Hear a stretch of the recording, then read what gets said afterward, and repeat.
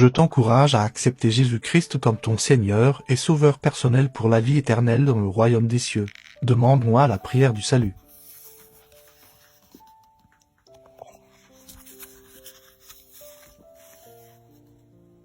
Je vous invite à passer un moment dans la présence de Jésus.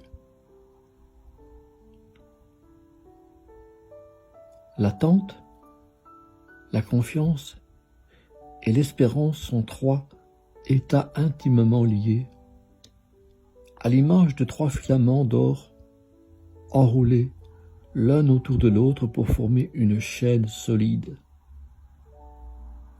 La confiance est au centre, car c'est l'attitude que je désire le plus vivement voir chez mes enfants. L'attente et l'espérance ornent ce filament central et renforcent le lien qui te rattache à moi. Le simple fait de t'attendre à me voir agir et de garder les yeux fixés sur moi est une preuve que tu as confiance en moi. Si tu affirmes « je te fais confiance », alors qu'intérieurement tu cherches anxieusement une solution, ce mot sonne creux. L'espérance est orientée vers l'avenir et te relie à ton héritage céleste.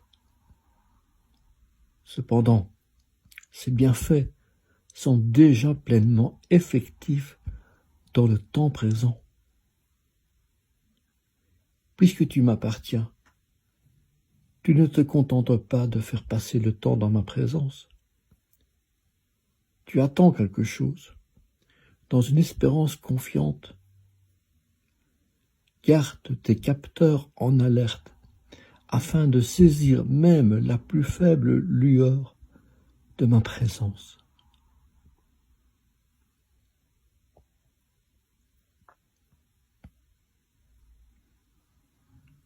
Je vous invite à lire les versets suivants. Jean, chapitre 14, verset 1, Psaume, chapitre 27, verset 14, Hébreux, chapitre 6, versets 18 à 20.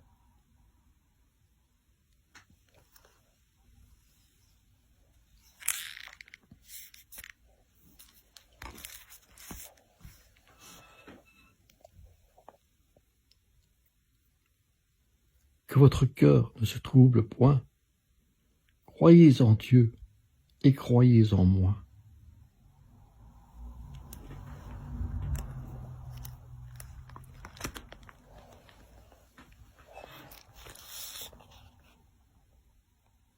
Espère en l'Éternel.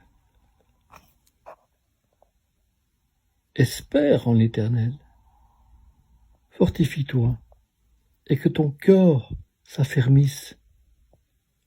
Espère en l'Éternel.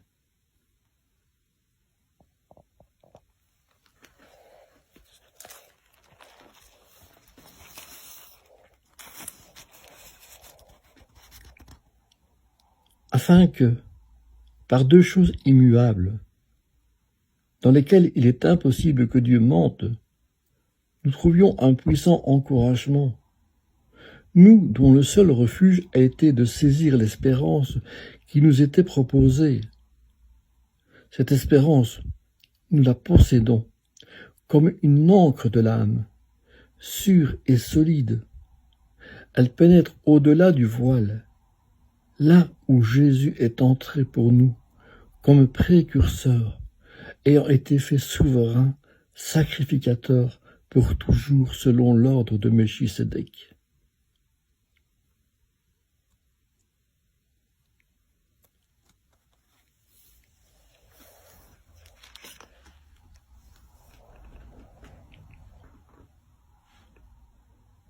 Mes bien-aimés, oui, l'espérance en toutes choses vous est promise par Dieu. Et Dieu n'est point un homme pour mentir, Jésus n'est point un homme pour mentir, ni pour se repentir. acceptez-le comme Seigneur et Sauveur personnel, car c'est pour vous l'espérance d'obtenir ce que vous souhaitez dans la vie selon la volonté de Dieu. Il vous donnera le meilleur, mais surtout la vie éternelle dans le royaume des cieux. Jésus dit dans sa parole, « Nul ne vient au Père que par moi ». C'est la seule façon que le jour où vous partirez, que votre âme et votre esprit aillent pour l'éternité dans le royaume des cieux, afin de vivre pour l'éternité, dans la plénitude, dans la plénitude. Je vous invite à accepter Jésus comme Seigneur et Sauveur, de l'accepter dans votre cœur dès aujourd'hui. Demandez-moi la prière du salut. Mes bien-aimés, je vous souhaite une excellente et merveilleuse journée en sa présence.